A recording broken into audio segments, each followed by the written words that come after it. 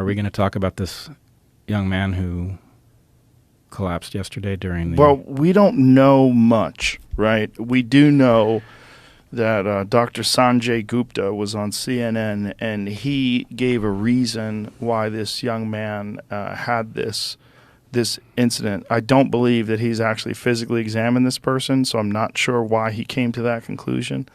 But there is a possibility that on impact, that there's something that happens if someone gets hit at the exact right time, and if they get hit on the heart at the exact right time, that it can stop the heart. I think we can do better than that. Okay. I think we can say cardiologists, including Peter McCullough, have looked at the footage, and they believe that this is exactly what happened, right? That there is this moment in the heart's rhythm in which, in my mind, it's like if you had an explosion in in the cylinder of an internal combustion engine, as the piston was coming up to the top, it would stop it dead rather than exploding at the right moment and driving it back down, right? So there's some moment of vulnerability, and a hard enough hit can stop the heart. And so anyway, Peter McCullough and others have looked at this tape and said that appears to be what happened. But as with so I'm sorry, I'm not a football fan, so I didn't know this young man's name before this incident yesterday. Jamie, do you know his name?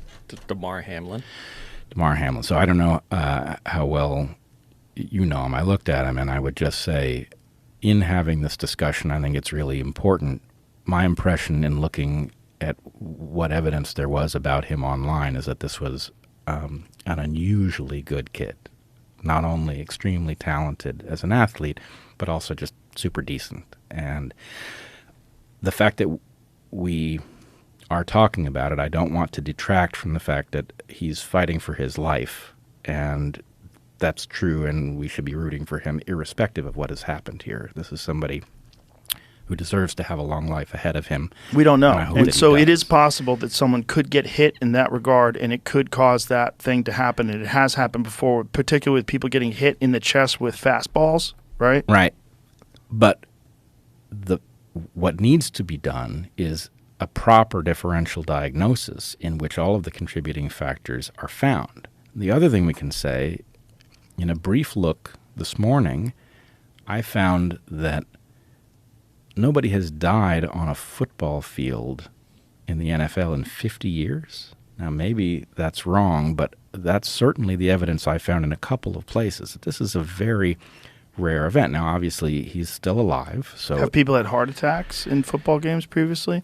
I know they've had heart attacks playing soccer before. People have had that. Yeah, I can't. Soccer is a particularly difficult sport in terms of your cardiovascular function. Right, because those guys are in fucking insane shape because you have to be. The amount of strain, they're sprinting. I went to see the Austin has a soccer league, and I went to see it live, and I was really impressed. I was, first of all, impressed, but these guys have fucking thoroughbred legs.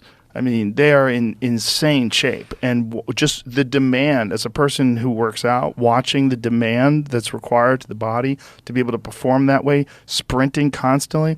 And soccer, my friend Eddie, who is one of the owners of the local soccer team, he was explaining to me that one of the reasons why it's not good for television in America is because they don't take breaks.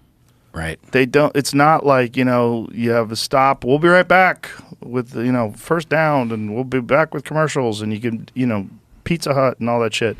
You play your commercials and then you come back. I mean, that's how you fund television. You need commercials. But soccer just goes on and on and on. I mean, yeah, it's in some ways, I'm not an expert in this, but it seems like it's the worst case scenario because, basketball is full of motion in a way that football isn't, but it's a smaller court. Yes. Right? Yes, so much smaller. So there's a lot less distance to run. And there's timeouts. There's just like things that happen where you get little breaks. Right. Soccer players have to be in incredible shape. Yeah. And that means that the range of conditions over which their hearts have to be tolerant is very high. And so, again, it's crazy that we are having to deal at the level of anecdote with this pattern or lack of a pattern. Maybe it's not a pattern, but it certainly does seem that we see footage of people collapsing on what they would call the football pitch Yeah. in Europe. Well, what is that, right?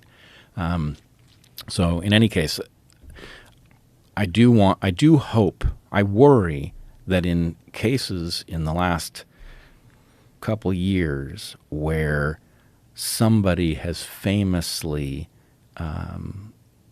suffered a heart attack in particular or stroke or something like this, that there seems to be some desire not to even open the possibility of what may have caused it, and presumably that's because people are being told it is vitally important that we not fuel vaccine hesitancy because it's essential to protecting the vulnerable and ending the pandemic. And at this point, hopefully we're over that.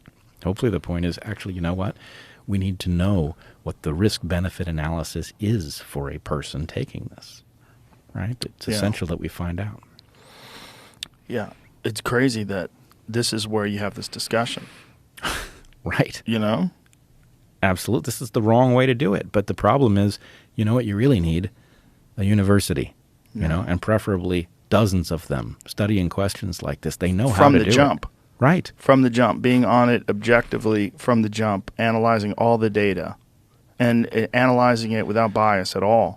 Right, because of course we have an interest in finding out what it is that's in the data, what the patterns mean. And then we ought to have a vital press corps looking out for corruption that would prevent universities from pursuing these things properly. Yeah. Right, and it's amazing to me that it's now 2023 and we have none of this, right?